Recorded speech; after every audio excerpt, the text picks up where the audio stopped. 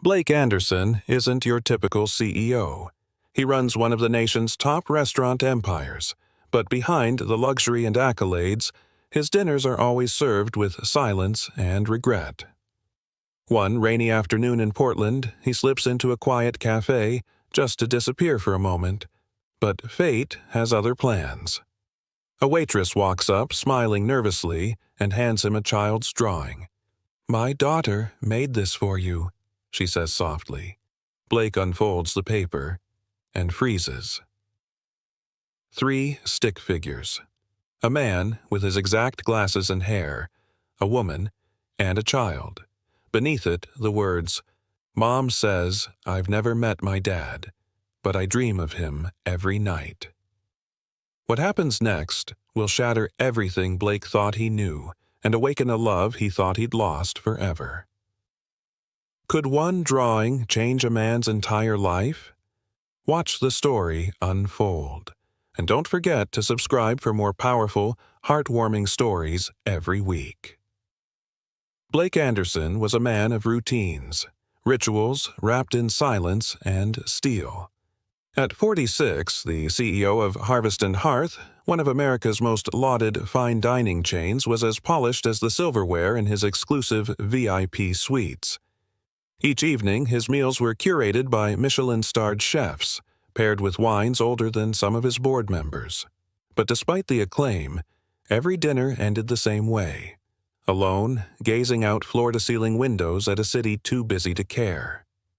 He lived in penthouses, flew private, spoke in boardrooms, but somewhere, deep behind his stoic composure, Blake remained haunted by a name.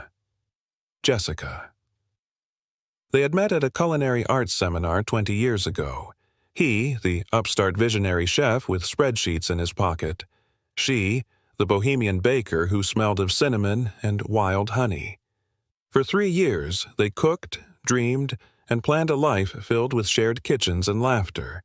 But a misunderstanding, one never truly resolved, had shattered their fragile flame. Jessica vanished from his world, and Blake built his empire on the ashes. He never married, never loved again, just rose relentlessly. That rainy Tuesday in Portland had been typical until it wasn't. Blake was in town for a soft opening of their latest concept restaurant, housed in an old cannery turned glass and steel marvel. His itinerary was packed: press interviews, tasting panels, executive reviews.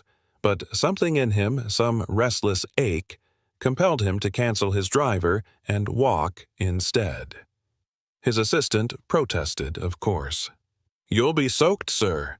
"I've been drier than the Sahara for 15 years, he murmured absently, pulling up the collar of his coat. The wind carried the sharp scent of fresh rain and old bricks. Blake passed food trucks and flower vendors, each reminding him of simpler times, of Jessica sketching out pastry ideas on napkins, barefoot in their first apartment. Just as he turned a corner, the neon glow of a modest café caught his eye. "Hazel's Table," the sign read. There was no valet, no maitre d', just fogged-up windows and the warm hum of life inside. Without thinking, Blake stepped in. The bell above the door chimed quaintly. The space smelled of coffee, maple syrup, and something homemade. He sat in the far corner, away from the windows, out of habit. A waitress with a soft ponytail and tired eyes approached, menu in hand. "Just coffee, please," he said, loosening his tie. She nodded, turned, then hesitated. "Actually," she reached into her apron. "My daughter asked me to give this to you." Blake blinked. "Pardon?" "She's at home with her crayons all day. Said you looked like someone she's seen in her dreams. She made this for you." The waitress placed a folded piece of construction paper on the table and smiled shyly. "She's 7. I told her that was sweet, but, well, you'll see." Then she left. Blake stared at the paper for a moment. It was bright purple, edges slightly torn. Slowly, he unfolded it. His breath caught. It was a simple drawing, crayons and innocence, A tall man with messy brown hair and glasses, his glasses, stood holding hands with a woman in a red dress and a little girl between them. They were under a tree with red apples. In the corner, in uneven handwriting, were the words, "Mom says I've never met my dad, but I dream of him every night." Blake's chest tightened. The little girl's name, Madison, was signed in the corner. He whispered the name, once, twice. Suddenly, the café, the rain, the warm mug placed before him, they all faded. Only the drawing remained. It wasn't just the depiction of the man that stunned him. It was the woman's smile, her auburn hair, the unmistakable profile. Jessica. No, it couldn't be. The waitress returned a few minutes later. "Would you like cream or... Sir, are you all right?" Blake slowly raised his eyes. "Your daughter... Her name is Madison?" The woman blinked, guarded. "Yes." "And her mother?" She paused. "Jessica. Jessica Hale." For a second, Blake thought the air had been punched from his lungs. "Does she remember a man named Blake Anderson?" The waitress's jaw dropped. "You're Blake?" He stood, suddenly, knocking his coffee. It pooled like ink across the table. He didn't notice. "I need to see her," he said, his voice raw. "Please." The woman studied him cautiously. "She's working the afternoon shift. Same place tomorrow.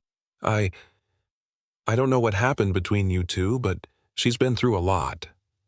"I have too," Blake whispered. As the rain began again outside, Blake stepped out of the café with the drawing clutched to his chest like a fragile truth. The edges curled in the wind, but the message burned clear. A child was dreaming of him, a daughter. And tomorrow, he would walk into that café not as a customer, but as a man on the verge of rediscovering everything he thought he'd lost. The next afternoon, the air outside was soft with drizzle, the kind that painted halos around headlights and made the city seem gentler than it truly was. Blake stood across the street from Hazel's table, the drawing tucked carefully in his coat pocket. He hadn't slept much. Instead, he'd paced the length of his suite, heart thrumming with questions too big for silence. Jessica. Her name echoed like a whisper in a cathedral. Could it really be her, after all these years? He waited until the café's midday lull. Fewer customers, less noise. The bell above the door jingled faintly as he stepped inside, greeted once again by the warm scent of maple and roasted coffee beans. This time, he didn't sit. He scanned the room, and then he saw her. Jessica stood behind the counter, wiping down a tray of mugs with quiet focus. Her hair was tied up now, a few auburn strands escaping their hold. There were faint creases around her eyes, traces of a life lived with worry and without help. Yet she was unmistakably her, the same woman who used to dance barefoot in his apartment, laughing over burnt cookies and second chances. Blake's breath caught. He walked up slowly, cautiously. "Jessica?" She looked up, startled. Her eyes widened, and the cloth in her hand slipped to the floor. "Oh my God," she whispered. "It's me," he said softly, heart pounding in his chest. Jessica took a step back, steadying herself against the counter. "Blake, what are you... How did you..." He reached into his coat and unfolded the drawing, placing it gently on the counter between them. Jessica's face went pale. Her eyes filled with something unreadable, fear, disbelief, sorrow. "She gave me this," Blake said, his voice shaking. "Your daughter." Jessica closed her eyes for a moment, drawing in a slow, trembling breath. "I asked her not to share it. I told her it was just a picture. She said she dreams of her father every night." Jessica pressed her lips together, a quiet war waging behind her gaze. "Madison has always been imaginative." "Jess," Blake said, and she winced at the sound of her name on his lips. Is she mine? Jessica hesitated, then looked away. We haven't spoken in 8 years, Blake. You disappeared. No calls, no letters. I thought you moved on. I thought you moved on, he said, almost bitterly. You left. No explanation. Just a note on the kitchen table that said you were sorry. Her voice trembled. I was pregnant when I left. I found out days after we fought, but I knew you wouldn't believe me, not after what your lawyer said, what your mother said. Blake's expression darkened. What did my mother say to you? She said you were focused on your brand, that there was no room for surprises. She warned me not to derail your future. He stared at her, stunned. You believed her over me? I didn't know who to believe, she whispered, her hands clenched. And when I tried to reach you after Madison was born, I couldn't get past your office. I called. I wrote. I even left photos at the front desk. Blake stepped back, guilt crashing over him like a tidal wave. He had built walls so high that even the truth couldn't climb them. I didn't know, Jess, he said, barely above a whisper. I didn't know. A long silence settled between them, only broken by the hiss of milk steaming behind the counter. Jessica wiped at her eyes quickly, refusing to let the tears fall. She's mine, Blake said, finally. Isn't she? Jessica nodded slowly, a tear slipping down her cheek. Yes.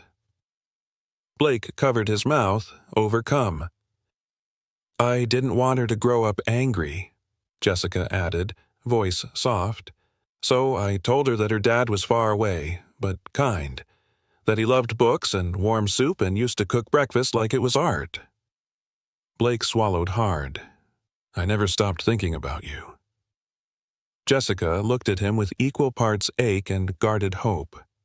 And yet, we ended up strangers. I want to fix that, he said. I want to know her. She doesn't know you yet, Jessica said cautiously, and I've spent her whole life protecting her heart. Please, don't break it. I won't, Blake vowed. If you'll let me, I'd like to try. Jessica glanced toward the back of the cafe. She's with a sitter after school until I finish my shift.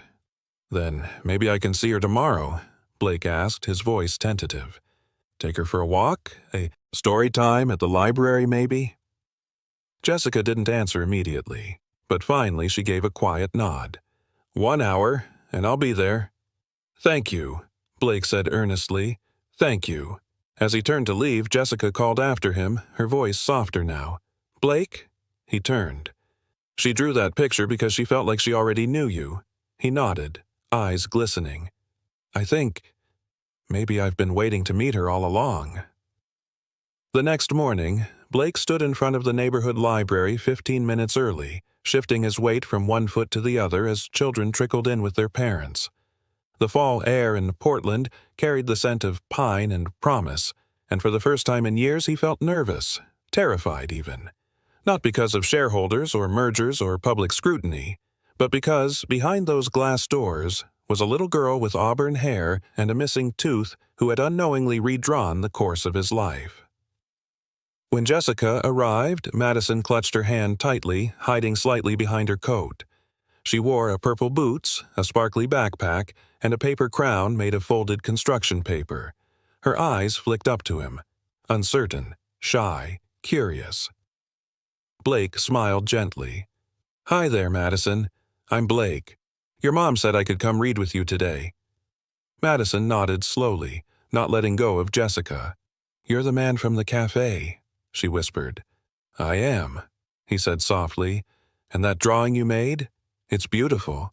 Thank you for giving it to me. She brightened just a little. Do you like to draw too? Blake chuckled. Not as well as you do, but I used to paint, when I had time. Jessica gave Madison's hand a little squeeze. Remember what we said, honey? 1 hour. I'll be in the kids section if you need me. Madison hesitated, then bravely let go and followed Blake toward the reading area. He moved slowly, conscious of every step, every breath, as though this fragile moment might disappear if he didn't treat it with care. They found a quiet corner near a window, where sun spilled across the carpet. Blake sat cross-legged, unsure whether to lead or wait. Madison sat beside him, eyeing the stack of books nearby. "Can I pick?" "Absolutely," Blake said, relieved.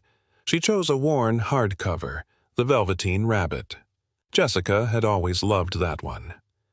As Blake read aloud, Madison leaned in, her voice occasionally chiming in to correct a skipped word or explain a favorite part. "That's where he gets real," she whispered when the rabbit's fur starts to fade. "Because he's loved." Blake paused. "Do you think that's what makes something real? Love?" Madison nodded solemnly. "That's what Mommy says." A silence settled between them, not uncomfortable, but deep. He studied the way she held the book, her fingers small but deliberate, how she pressed her lips together when she concentrated. She had Jessica's quiet intensity, and his own eyes. After they finished the story, Madison reached into her backpack and pulled out another folded sheet of paper. "I made this one yesterday," she said, offering it shyly. Blake unfolded it carefully. The new drawing was of two people on a park bench, a girl with a purple backpack and a man with glasses. They were holding hands. Above them, in crayon-scrawled letters, it read, "Maybe he's real." Emotion caught in his throat. "Is this us?" Madison looked up, hopeful. "It could be, if you want." "I do," he said softly, overwhelmed. "Very much." They colored together for a while longer, drawing trees and clouds and lopsided squirrels. Madison giggled at his attempts to stay inside the lines. For Blake, it was like learning to breathe again, clumsy but miraculous. Eventually, Jessica returned, her expression cautious. "How did it go?" Madison beamed. "He doesn't know how to draw squirrels, but I helped." Jessica smiled despite herself. "Sounds like a good start." They walked out together, Madison skipping ahead, swinging her backpack. "Thank you," Blake said quietly, "for letting me in." Jessica nodded, then glanced up at him. "She's already asking when she'll see you again." "Tomorrow?"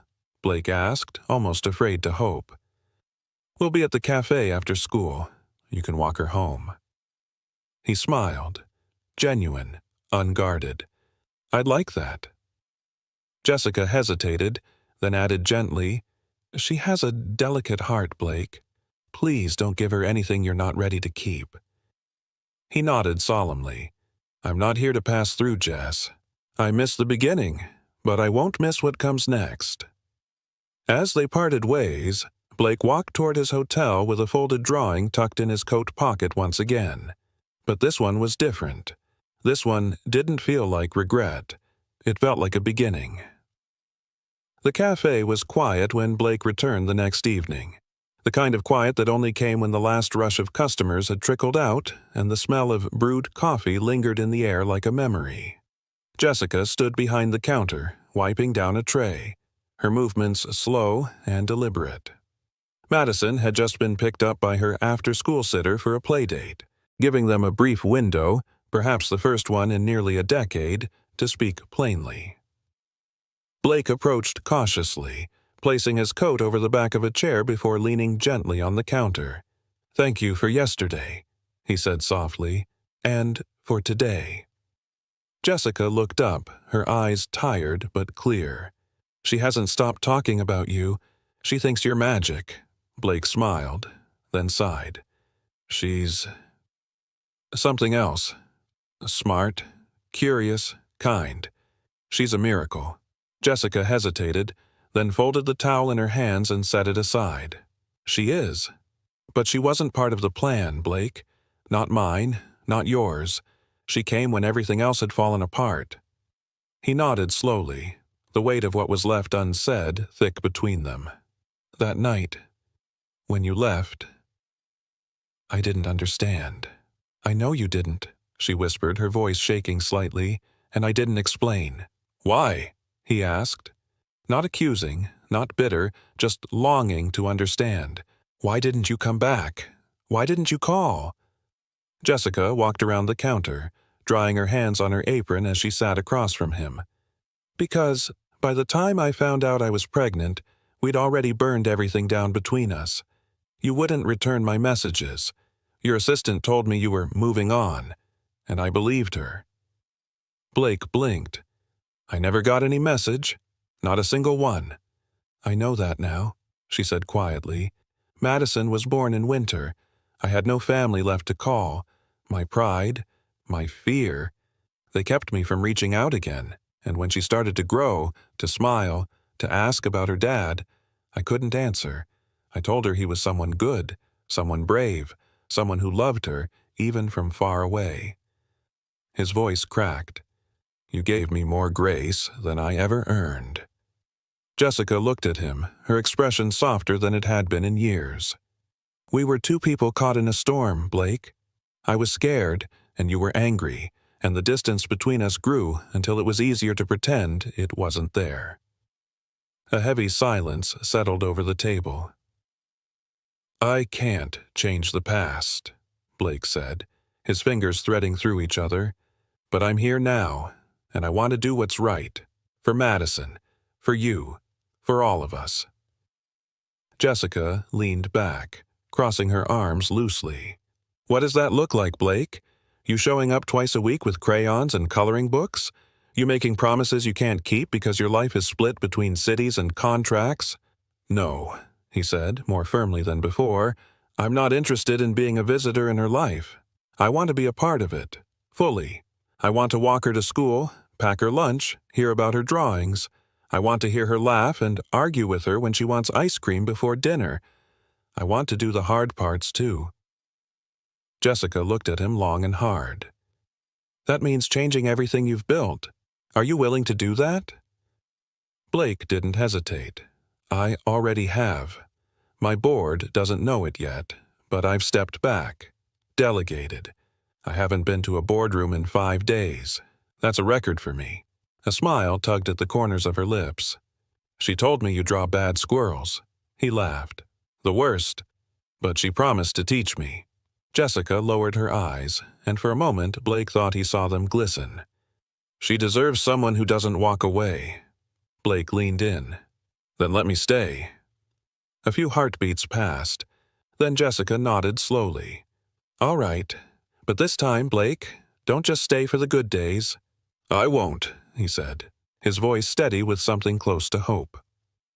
The bell above the door jingled as another customer entered, and Jessica stood to take their order.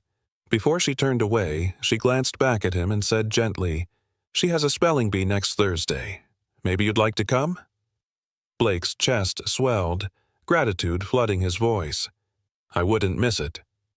And just like that, the cracks between them, years deep and layered with regret, began, ever so quietly, to mend.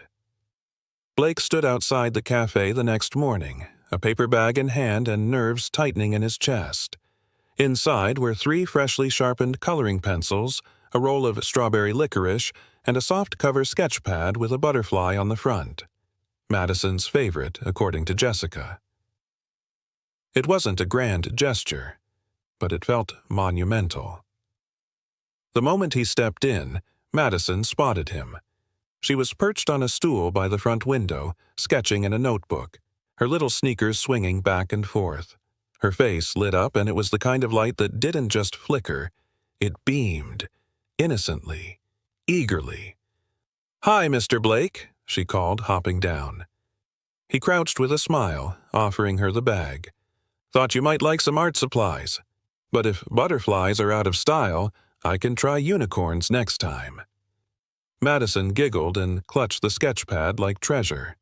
"No one ever gets the butterflies right. You did."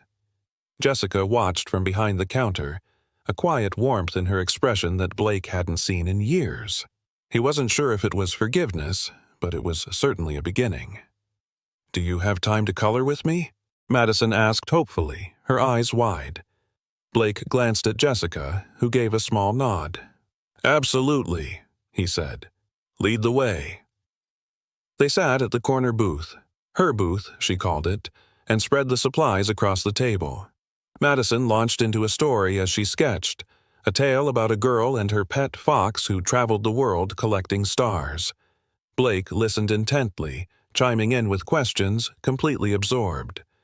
For the first time in years, he wasn't thinking about balance sheets or stock trends. He wasn't calculating value or risk. He was simply listening, smiling, learning to be present. Madison tilted her head and held up her crayon. "What color do you think a brave fox should be?" "Purple," Blake answered without hesitation. "Like someone who dreams out loud." She grinned and scribbled with a dramatic flair. "You're funny. Most grown-ups say orange."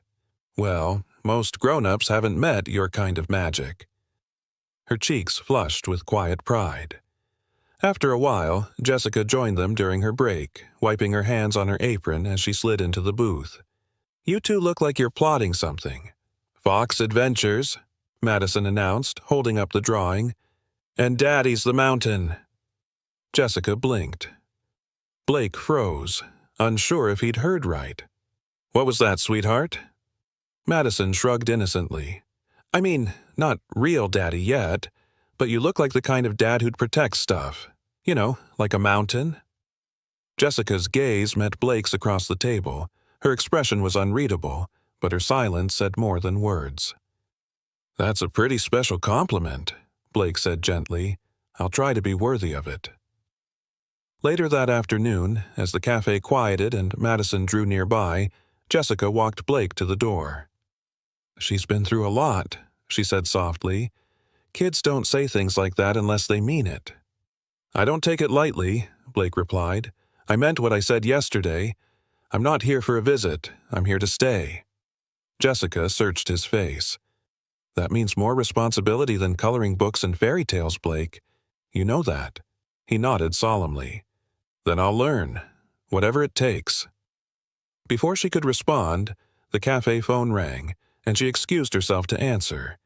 Blake turned to look at Madison one more time, still drawing, still humming, still trusting. He walked out with a lump in his throat and a promise in his heart. Blake stood in front of his stovetop, utterly bewildered by the tiny, blinking light on the toaster oven. It was 6:42 a.m., and the apartment, usually silent, usually sterile, now echoed with the faint sounds of a cartoon theme song drifting in from the living room. In the past, breakfast was an efficient affair: protein shake, black coffee, and out the door. But today, he had a task far greater than sealing a merger or finessing a press release. He had promised Madison toast with strawberry jam. The toaster hissed angrily as he inserted 2 slices of bread, and he turned with cautious pride, only to be met with the acrid scent of burning. "No, no, no," he muttered, yanking the slices out with a fork, fanning the smoke with the sleeve of his robe. Behind him, a small giggle broke the tension. Madison stood in the kitchen doorway in fuzzy panda pajamas, one hand clutching her sketchbook, the other rubbing sleep from her eyes. "That's not how Mom does it," she said through a sleepy smile. Blake laughed sheepishly. "I'm discovering that toast is more complex than I assumed." She walked over, peeking at the charred slices. "That looks like dragon toast. I think it's still good if you're a dragon." "Lucky for you, I'm trying to be human," he said, crouching beside her. "Want to show me how to do it right?" Her eyes sparkled. "Okay, but I get to press the lever." They made breakfast together, slowly, clumsily, joyfully. Madison spread the jam with exaggerated care, and Blake followed her instructions as though she were a Michelin chef. When they finally sat down at the kitchen counter, munching on properly toasted bread, Madison beamed. "You're learning," she declared proudly. He couldn't remember the last time he'd felt that proud of getting something so simple, so right. After breakfast, Blake drove her to school in his modest rental SUV, not the company limo. At drop-off, she hesitated. "Will you pick me up today?" she asked softly, staring at the floor mat. Blake reached over, gently lifting her chin so he could see her eyes. "I'll be here. You have my word." She smiled and gave him a quick hug before jumping out, backpack bouncing behind her. Blake watched her disappear into the building, then exhaled, deeply, reverently, The world felt a little wider now, and heavier in the best way. That afternoon, Blake sat in the café again, waiting for Jessica's shift to end. The place was busier than usual, and he found himself observing the people with a new kind of attention. A dad helping his toddler sip hot chocolate. An elderly couple sharing a slice of pie. Ordinary, beautiful moments he'd spent years overlooking. Jessica approached, quietly, sliding into the seat across from him. She looked tired but at ease. "She told me about breakfast," she said with a smirk. "Dragon toast, huh?" "I'm told I'm improving," Blake replied with a chuckle. "She's very forgiving." Jessica looked down at her hands, twisting the corner of her apron. "She's never had anyone show up for her like this. I didn't know how she'd react. But she talks about you constantly." Blake swallowed hard. "I still can't believe how much time I lost." Jessica nodded slowly. "We both did." He looked at her then, really looked, and saw not just the girl he had lost, but the woman she had become. Resilient, protective, graceful in ways that couldn't be taught. "I want to be in her life, Jess," he said quietly. "Not just now, not for a few weeks, for good." Jessica's eyes glistened with unshed tears. "Then be patient. Show her, show me, will." Later that evening, they sat on the living room floor of Blake's apartment, coloring together under a blanket of soft jazz playing from his speakers. Madison paused her drawing and looked up at him. "Do you think foxes get scared sometimes?" Blake nodded thoughtfully. "I think even the bravest ones do, but they keep going anyway." She considered this, then crawled over and nestled against his side. "I think you're brave." He wrapped his arm around her gently. "I think you give me courage I didn't know I had." She yawned, her head resting against him. "Will you still be here tomorrow?" Blake kissed the top of her head. "I'm not going anywhere." As she drifted off, he looked across the room at Jessica, who had just stepped out of the kitchen with 2 mugs of tea. She saw them together, Madison asleep in his arms, his eyes soft and full, and for the first time in years, she smiled like someone starting to believe in second chances. The autumn sun dipped lower across the Portland skyline, casting amber light across the quiet living room. A soft breeze floated through a cracked window, bringing in the earthy scent of falling leaves. Blake sat on the floor with a pink fleece blanket draped over his legs. Madison lay curled against him, her cheeks flushed with the remnants of a fever. It had started the night before, a mild cough that became a temperature of 102 by morning. Jessica had called in to work, planning to stay home, but Madison had insisted she'd be okay with Blake. "He reads better stories," she'd said with a tired smile. Jessica had hesitated, then nodded. Now, Blake gently pressed a damp cloth to Madison's forehead, his hand trembling slightly. He had closed 100 business deals, negotiated with billionaires, made decisions that affected thousands of lives, but none of it had ever made his heart race the way this small, vulnerable moment did. "Is it still hot?" Madison asked weakly, her voice scratchy. He leaned in and kissed her forehead. "A little, but we're getting there." Madison blinked slowly, her eyelids heavy. She was wrapped in his college sweatshirt, which practically swallowed her whole, and her hand rested on top of his. Her tiny fingers gripped his thumb like a lifeline. "Can I tell you a secret?" she whispered. Blake leaned closer. "Of course." "I used to make up stories about you. In my head. Mom never told me much, but I imagined you were brave and kind and maybe good at building tree houses." Blake chuckled softly, the sound cracking with emotion. "I've never built a treehouse, but I'd like to learn. Maybe we could try together." Her eyes brightened a little. "Yeah, that'd be cool." There was a long pause before she spoke again. This time, her voice trembled slightly, like she was walking a tightrope of emotion.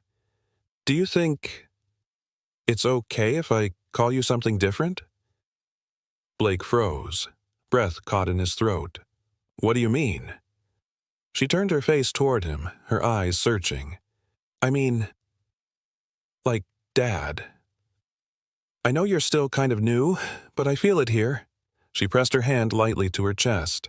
And Mom said love isn't about time. It's about how someone makes you feel safe. The world seemed to stop spinning. Blake blinked, and tears filled his eyes before he could stop them. He gathered her gently in his arms, holding her like something sacred. You can call me anything you want, he whispered hoarsely. But if you call me Dad, that would mean everything. She smiled, a soft, sleepy grin. Okay then, Dad. The word, small, simple, and world-changing, wrapped around his heart and shattered every wall he had ever built. He held her until her breathing slowed and her body relaxed against his chest. Jessica entered the room quietly, her eyes immediately softening at the sight of them. She placed a fresh cup of tea on the side table but said nothing. The moment was too pure to disturb. Later, after Madison was tucked in bed and sleeping peacefully, Blake stood with Jessica in the kitchen, the overhead light casting a golden glow over the counter where dinner had gone cold hours ago. She called me Dad, he said quietly, still in awe. I didn't expect it, not yet. Jessica nodded, folding a dish towel over the oven handle. She doesn't say things she doesn't mean. When she trusts deeply. Blake leaned against the counter, his voice thick. I feel like I've spent my entire life missing something I didn't know I lost. Until her. Jessica met his gaze, and there was no anger there anymore, only the quiet ache of what might have been and the flickering hope of what still could be. I wish I'd told you, she said softly. Back then, about her, but I was scared. I thought you'd choose your career over us. I might have, he admitted with brutal honesty, and that's what terrifies me, that I would have missed all of this. They stood there in silence, two people circling the raw edges of their past. Finally, Jessica spoke. We don't need to rush, but Madison, she needs stability, not another disappointment. I won't be a visitor in her life, Blake said, his voice steady.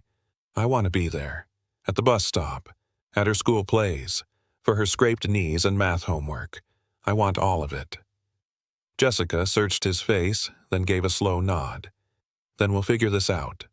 Together.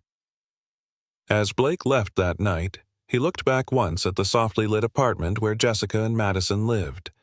It wasn't grand or luxurious, but it felt like home in a way his penthouse never had. Back in his car, he opened his phone to a picture he had taken earlier. Madison curled up in his arms, asleep, her hand clutching his shirt. Beneath it, he typed one word into the photo's name. Family. The warmth of being called Dad still lingered in Blake's heart days later, echoing softly in his every thought like a lullaby that refused to fade. Madison had started humming when they made toast together in the morning. She ran into his arms after school without hesitation. Even Jessica, once guarded and cautious, seemed to exhale more fully around him, as though some internal alarm had finally quieted. But peace, like all precious things, was fragile. It began with a knock on Jessica's door. She opened it to find Harold, an old friend from their college days, standing in the hallway with a folder in hand and something unsettling in his smile. I didn't come to fight, he said, though his tone suggested otherwise. I came to protect Madison. Jessica's shoulders tensed immediately. Protect her from what? Harold stepped inside, uninvited. From a man who spent the last 2 decades building empires, not families. You really think Blake Anderson, of all people, is going to stick around? Jessica crossed her arms.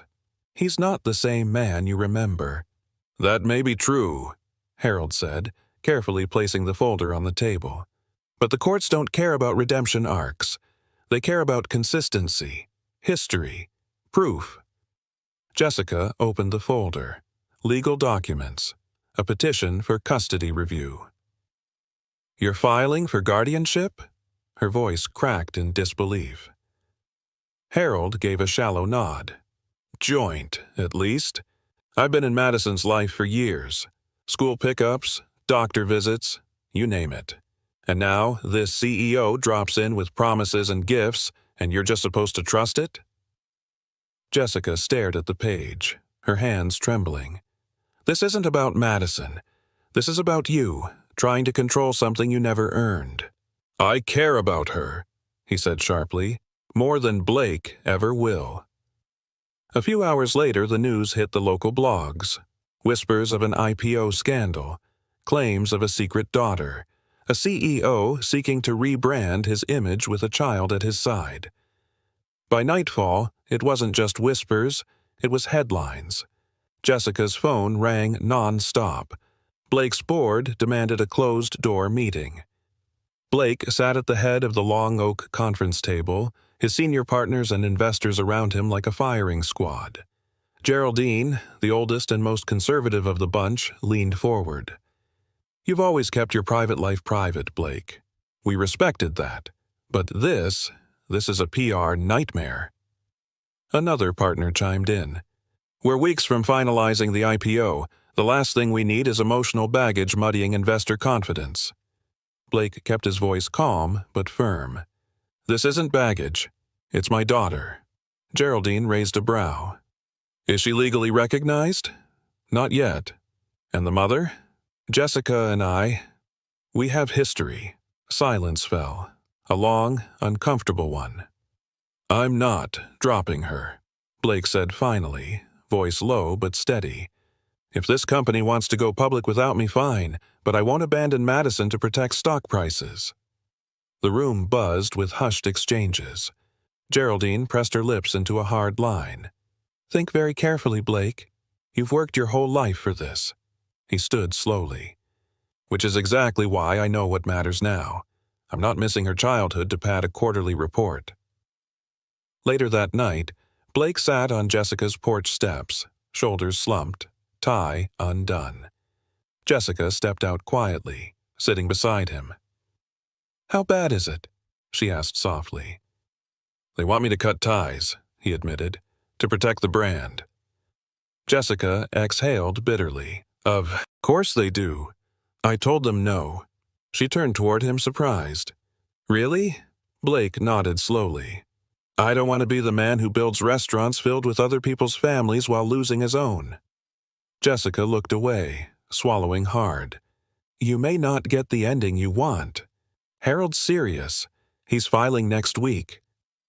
Blake leaned forward, resting his elbows on his knees. Let him file. She stared at him. You're not afraid? He looked at her, eyes sincere. I'm terrified, but not of him, of losing her, of losing this.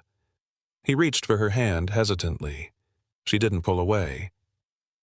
I know I've made mistakes, he said quietly, but every moment with Madison, every laugh, every story, every hug, I feel like I'm rewriting who I am, not just for her, but for me, too. Jessica wiped a tear from her cheek. She's going to need you, no matter what comes next, he nodded. Then I'll be here, even if it gets messy. Inside, the living room light flickered softly against the window, casting their silhouettes in golden warmth. They sat in silence, two people on the edge of something that once shattered, but might, just might, be mending. Blake had faced critics before. He'd battled press, lawsuits, economic downturns. But this time, the stakes were deeper, more personal. He wasn't fighting for profit or prestige. He was fighting for the right to be someone's father. And he wasn't backing down.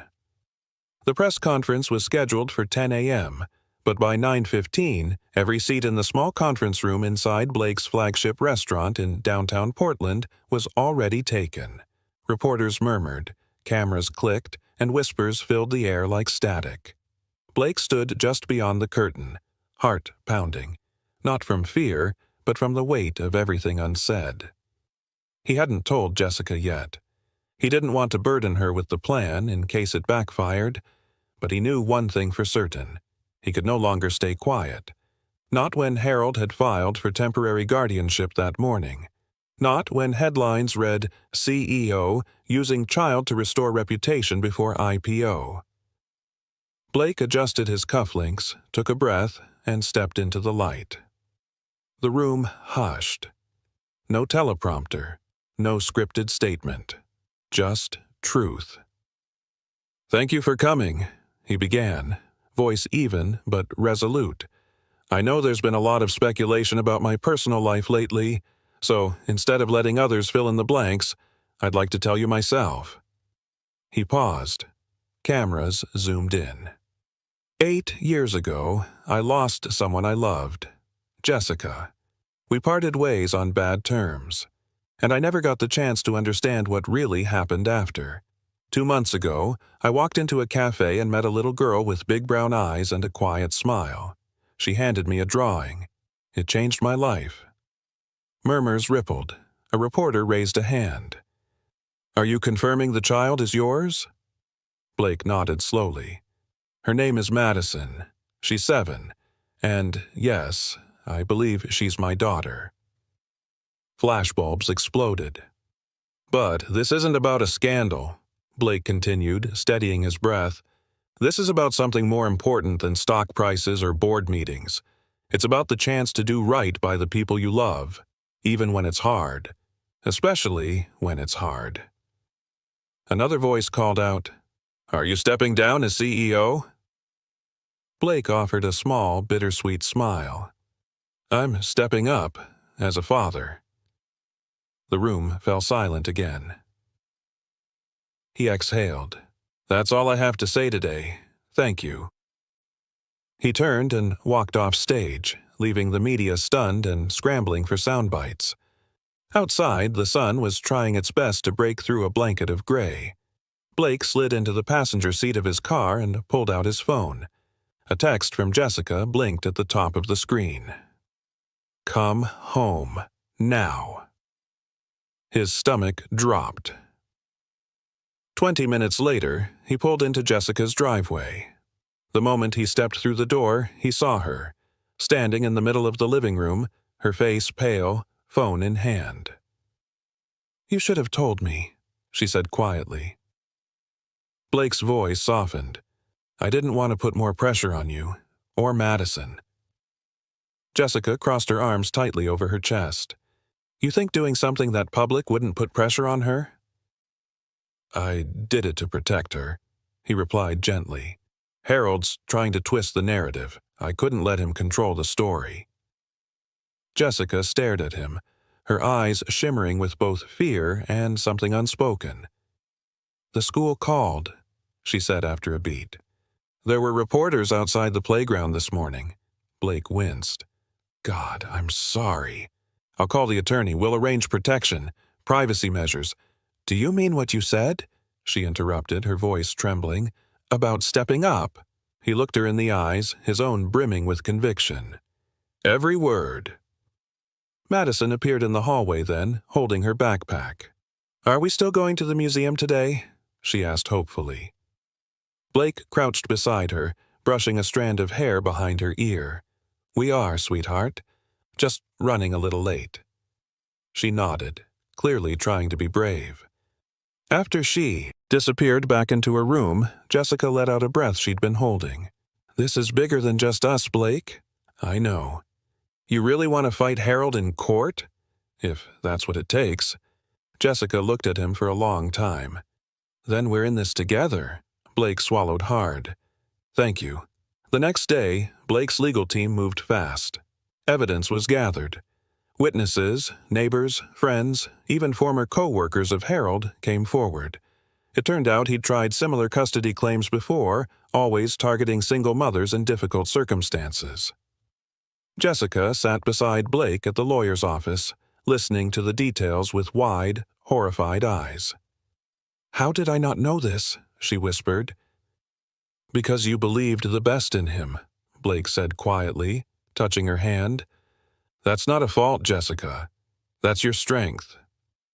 By week's end, the judge agreed to an emergency hearing.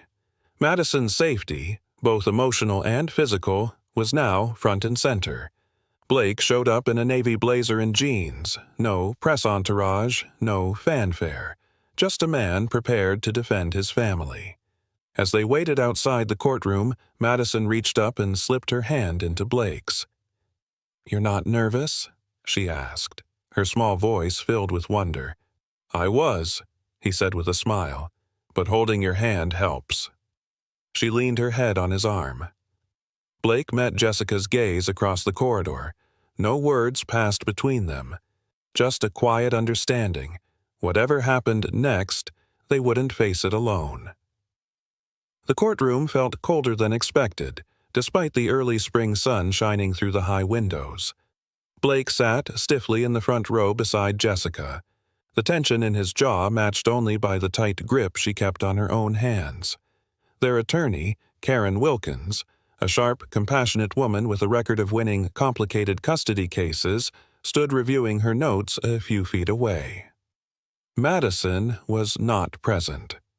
Ruth, Jessica's friend and neighbor, had taken her to the park for the morning, far from the noise of legal proceedings and media trucks parked like vultures outside. Harold sat across the aisle, oozing smugness in an ill-fitting suit and crooked tie. He glanced over, offering a smirk that made Blake's skin crawl. Jessica's entire body tensed. The judge entered, and the room rose in silence. What followed was a blur of testimonies and legal arguments, each word slicing through the air with measured intent. Karen moved with precision, presenting statements from former acquaintances of Harold who described his history of manipulation, his petty lawsuits, and his criminal record for fraud sealed away until recently reopened. Jessica was called to the stand first. Her voice wavered initially, but she straightened her spine and told the story with heartbreaking honesty. How Harold, a friend from her past, had begun showing up more often after she'd given birth, offering help when she needed it, and twisting that help into subtle threats. "He offered to pay for Madison's preschool," she said, her voice cracking, "but only if I agreed to see less of Blake when he re-entered our lives. I said no. He's been holding that against me ever since." Karen nodded gently. "Thank you, Jessica. No further questions." Then it was Harold's turn. His testimony began with false concern, claiming Jessica was emotionally unstable and that Madison needed a consistent male presence. "I've been like a father to her," he declared arrogantly. Karen leaned in during cross-examination. "Mr. Reynolds, have you ever lived with Madison?" "No, but I've been in her life." "Have you ever paid for her health care, her schooling, attended a parent-teacher conference?" "Well, no, but that's not the point." "And you filed for guardianship only after Mr. Anderson re-entered the picture?" Harold shifted in his seat. "I was protecting her from exploitation." Karen paused, then held up a printed social media post. "Is this your account, sir? Where you wrote, 'If I get custody, there's a settlement coming my way. I deserve it for putting up with that brat.'" The courtroom fell silent. The judge's brow furrowed. "I was venting," Harold mumbled, but the damage was done.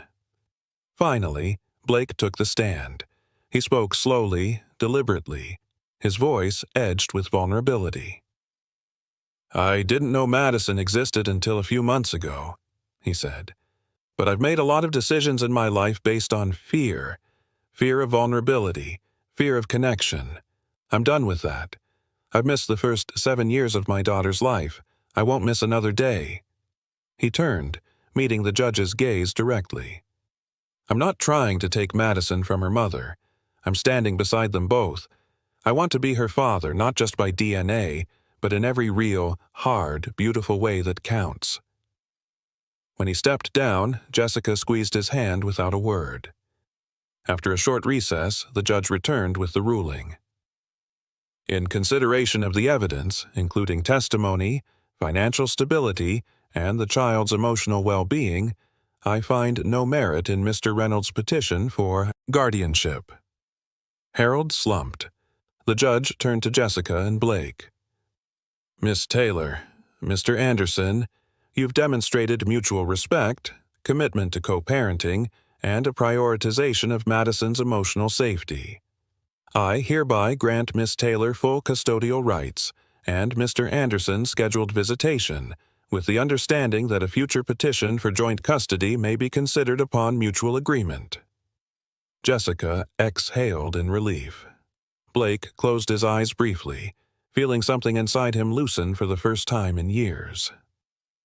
Outside the courthouse, reporters rushed forward, but Blake raised a hand. "No comments," he said firmly. "This is a private matter, about a little girl who deserves peace." That night, the three of them gathered in Jessica's living room, surrounded by pizza boxes and crayons. Madison sat between them, sketching something with serious concentration. "What are you drawing, kiddo?" Blake asked, playfully nudging her arm. "You'll see," she said, tongue slightly sticking out as she colored. Jessica leaned her head against the back of the couch, eyes soft with exhaustion and something deeper, acceptance. When Madison finally turned the drawing around, Blake's breath caught. It was a picture of the three of them under a tree, like the one in her first drawing, but this time there were hands held, eyes smiling, hearts visible on their sleeves. Above it was written in shaky, careful letters, "This is us, a real family." Jessica covered her mouth, her eyes welling up. Blake felt emotion rise in his chest like a tide. "Can we put it on the fridge?" he asked. Madison beamed. "Only if you promise not to take it down." "I promise," Blake said, voice thick. "This one stays forever."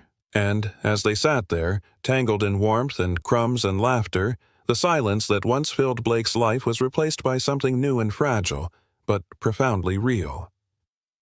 Sunlight filtered softly through the cafe windows, catching specks of flour that danced through the air like snowflakes.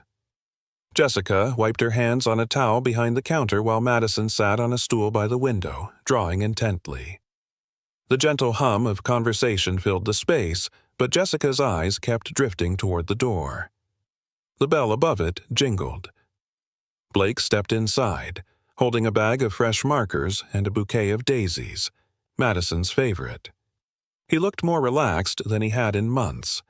His shoulders no longer carried the weight of doubt, but rather the purpose of someone who had finally found where he belonged. "Daddy!" Madison shouted, bounding off the stool.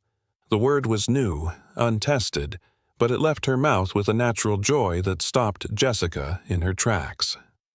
Blake knelt, catching her in his arms with a quiet, reverent laugh. "Hey, Maddie girl, I've missed you." "You saw me yesterday," she giggled. "I know, but that was a whole night ago," he said, tapping her nose. Jessica smiled, gently wiping her eyes with the corner of her apron. "She's been practicing saying it," she said quietly. "She wanted to surprise you." Blake looked at her, moved beyond words. "It means everything," he whispered. Later that afternoon, in the cozy warmth of their now familiar rhythm, Blake and Jessica stood in the hallway of her apartment. No, their apartment. Over the past weeks, he'd begun spending more nights on the pull-out couch, helping with bedtime, learning Madison's routines. But it was still unofficial, still temporary. Blake turned to her, earnest. "Jess, I don't want to just come and go. I want to come home. I want to build something real, with you and Madison, permanently." Jessica stared at him, her eyes searching. "Are you sure? This isn't just some fantasy you're chasing?" "I've lived in penthouses and flown first class across the world," he said softly. "But no five-star suite has ever felt like this hallway when I hear her laugh from her room. No boardroom has ever meant as much as hearing her call me Dad. I'm sure." Jessica swallowed, her voice trembling. "You're not the only one who's scared. I've built my world around protecting her, around surviving, letting you in. It means risking everything I've held together." Blake reached for her hand, gently intertwining their fingers. "Then let's hold it together, this time, together." They didn't kiss, not yet, but the silence between them softened, like snow melting into spring. That weekend, they painted Madison's room together, Madison's request. "I want a sky," she declared, "with stars and a moon and a sun too, because sometimes it's all at once." Jessica rolled her eyes playfully. "You're mixing time zones, kiddo." "I'm mixing magic," Madison replied with a grin.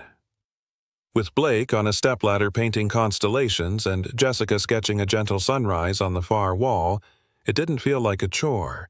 It felt like a memory in the making. At one point, Madison pressed her hand against the wet blue wall and looked at it proudly. "That's my print. When I'm big, I'll come back and see I was here." "You'll always be here," Blake murmured, more to himself than anyone.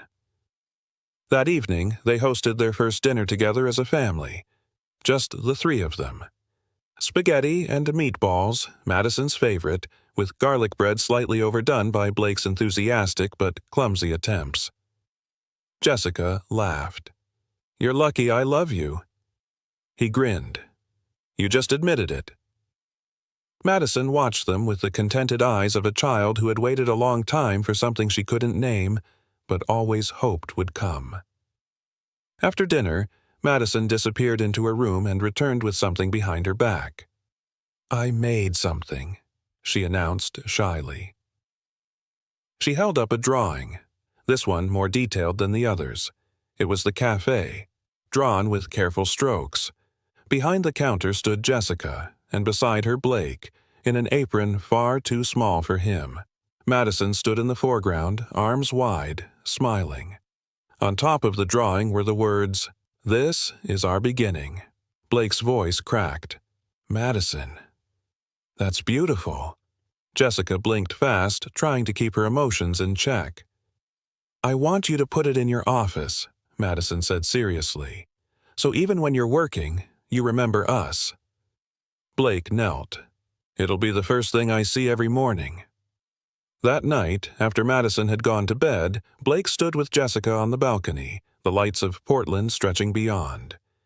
"She's stronger than we ever were," Jessica said softly. Blake nodded. "She's who I want to be when I grow up." They stood in silence, hearts full. The past didn't vanish. It pulsed beneath them, full of missteps and regrets, but it no longer ruled them. What mattered now was this moment, this messy, magical chapter they had chosen to write together. The future was unwritten, but the title was clear: family. The café glowed warmly that Halloween evening. Paper pumpkins lined the window, their smiling faces flickering with the light of battery-operated candles. Outside, children in costumes ran from storefront to storefront, shrieking in delight. Inside, laughter mingled with the scent of cinnamon cider and freshly baked cookies. Blake adjusted the felt bat wings clipped to his shoulders as Madison proudly stuck googly eyes on his black shirt. "You're a bat, Dad," she giggled. "Only the scariest kind," he replied with a mock growl, swooping down to lift her off the ground. She squealed, wrapping her arms tightly around his neck. Jessica watched from behind the counter, her face lit with that quiet, full joy only mothers know, the kind built from safety and second chances. "Don't forget," Madison said suddenly, climbing down, "I made you something. Close your eyes." Blake obeyed. When he opened them again, she held out a piece of folded construction paper, slightly smudged with chocolate and marker ink. He opened it slowly. Inside was a drawing of the three of them, hand in hand, standing under a tree that bloomed in both spring and fall colors. "Because now," Madison had written carefully at the bottom, "my dad isn't just in my dreams. He's right here." Blake blinked hard. "Maddie," he said softly, pulling her close, "I promise I will always be right here. And not just for Halloween," she teased, looking up with big, searching eyes. "Not just for Halloween," he echoed, his voice thick. "Forever." Later that evening, as the last guests left and the cafe doors clicked closed, Jessica and Blake sat across from each other in the quiet. The string lights above them glowed golden, casting soft shadows on the wood-paneled walls. Jessica leaned forward, sipping cider. You know, I didn't believe we'd ever be here. Not really. Blake reached across the table, covering her hand with his. I almost didn't come into that cafe. I was tired, grumpy, just looking for a quiet place to hide. And then Madison's drawing landed in my life like a lightning bolt. Jessica smiled. She never let go of the idea of her dad. Even without knowing you, she believed. She saved me, he said simply. Outside, Madison danced around the front of the cafe in her ghost costume, waving a flashlight like a wand. Mom! Dad! Come out! The pumpkin judging is about to start! Jessica raised an eyebrow. Pumpkin judging? Blake stood with exaggerated effort. Duty calls. If my pumpkin loses to a 5-year-old scribble again this year, I might riot. They joined Madison outside under the chilly Portland night, surrounded by families, neighbors, and flickering jack-o'-lanterns. The crowd clapped and laughed as each pumpkin was announced. When Madison's was named Most Imaginative, she ran up to the little podium and whispered something into the volunteer's ear. The young man bent down, then turned to the microphone.